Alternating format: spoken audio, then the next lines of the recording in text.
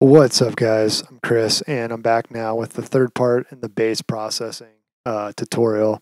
So if you watched the first two parts, if you haven't watched those, go check them out. The third one here, I'm going to talk about how I bust all these sounds because it's pretty important to the overall sound of the bass.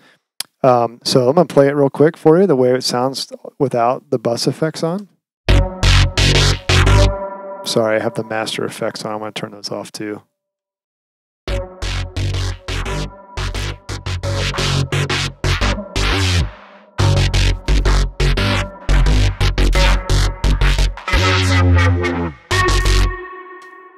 Okay, so you kind of get the idea.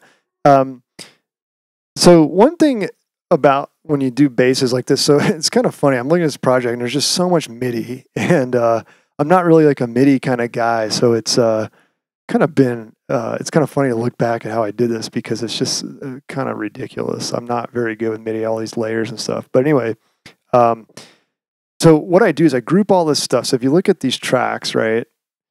Everything output is to bus 13, bus 13, bus 13, lucky number 13, you know? So everything is going to one bus where I'm summing it, just like how I did with the drums. And the first plugin is this thing called OTT. So apparently there's this like multi-pressor thing in Ableton Live. I don't use Ableton. I've been very curious in it for a long time, but I don't really use it. Well, these guys at Xfer or Transfer Records made this plugin, and it is freaking wicked, and it is free. And I downloaded it, and I could not believe it when I started messing with it. So let's listen to the bass without it.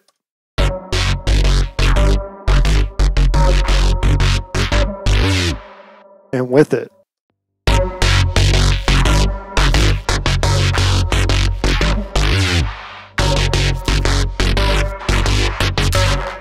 Just with the reverbs on the bass and this kind of, I don't know, there's something about it. It's just dead nuts simple to get a wicked sounding bass part. And I don't know if I'm late to the game or whatever, but I just found out about this when I was working on this track, and I love it. It just takes a little bit of experimenting with figuring out all the different gains. You can see that I'm dialing almost all the bands down. There's a lot of mid popping through. And again, I don't really know these knobs or the levels that much. I do it by ear. And it's just hats off to Transfer Records, or however you say it. What's a killer plugin? Go get it. Okay. So then I have a gain plug. Just taking a little bit of volume out because I got the volume up with this guy. Another channel EQ. So this is kind of like a master EQ. Normally I'd use a linear phase EQ here, but I'm just using the standard channel one here, I believe. And again, I'm nicking everything at 200 to keep it out of the way of the snare. I'm giving a little bit of high end and a little bit of a bass bump going into the final limiter without and with.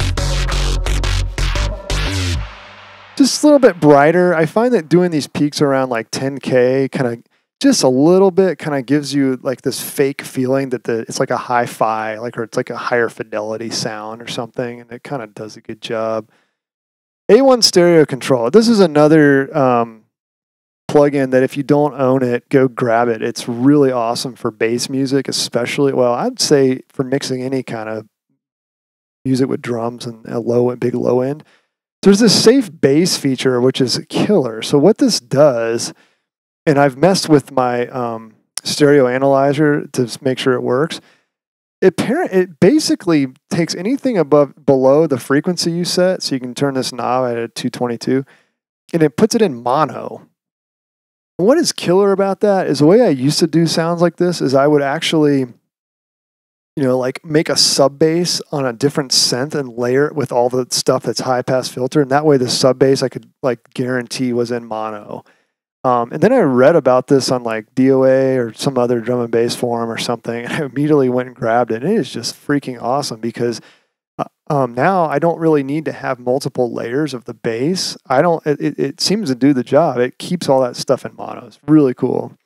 Very nice plugin. And then the adaptive limiter. Sorry.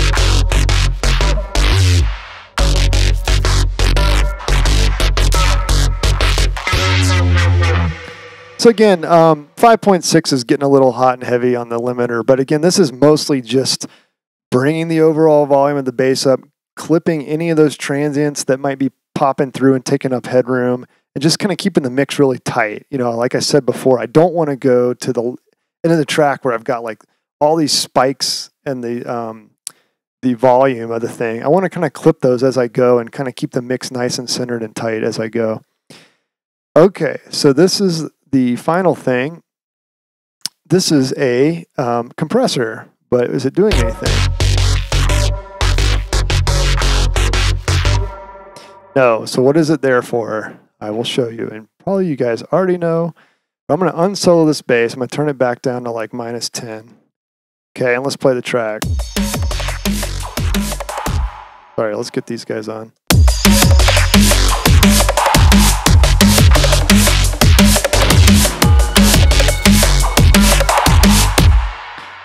So it's a sidechain compressor. Okay, so sidechain compression. Probably the most overused thing in electronic music.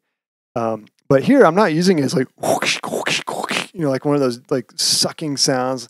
And I actually really like that effect, like if it's done well. I remember the first time I heard it, I was like, how the hell did they do that? It's super cool. But it kind of gets overused. So what I'm doing here is I'm using it as a mixing tool. So what I do a lot of times is without the side. So here, let's listen without it.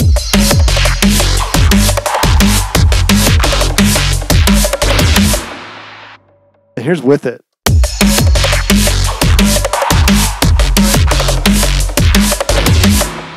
So if I did my job right, hopefully there was very little audible difference in those two examples. So why even use it if it's not audible? That's probably debatable whether you should or not, but okay, in my opinion, because the sub frequencies need to be so much louder to sound equally as loud as the high frequencies to your ear, they end up taking a ton of the headroom up. So the bass and the kick, in my experience, are always like sucking up all this headroom. So by using, whenever the kick fires, I've got the sidechain input set to bus 16, which is the kick drum. Whenever the kick fires, I'm ducking the bass by a few dB. And so what that allows is, it allows the kick drum to punch through, and it just nicks the volume of the bass so the kick drum can be the dominant thing. If I don't do that, I can keep the kick drum higher in volume in the mix, but then now the bass is also playing, so it's the whole volume, the whole thing is going up and down. This way, you know, like if this is my bass and this is my kick, it's kind of going like this. So the max volume is staying the same instead of going like this. And if you've not used that technique as a mixing tool, it's really helpful. And in drum and bass, I don't really get super excited when it's like super obvious, but really talented artists can do it as an effect, and it's really cool. But I use it a lot as a mixing tool, and it seems to get the job done. So, okay, so that's the bass, and I hope that this was helpful and it's not too much rambling. And I love talking about this stuff, and I love making kind of these neuro bass sounds. It is super addicting. So in any case, the next video, I'm going to talk about arrangement and writing the track. And this is not a very linear process, right? Like I kind of make the bass sounds and write the bass line kind of all together, and I kind of mix them together at the same time. It's very iterative, but I'm going to go talk about the arrangement in the next video. So hope to see you guys in the next session. Take care.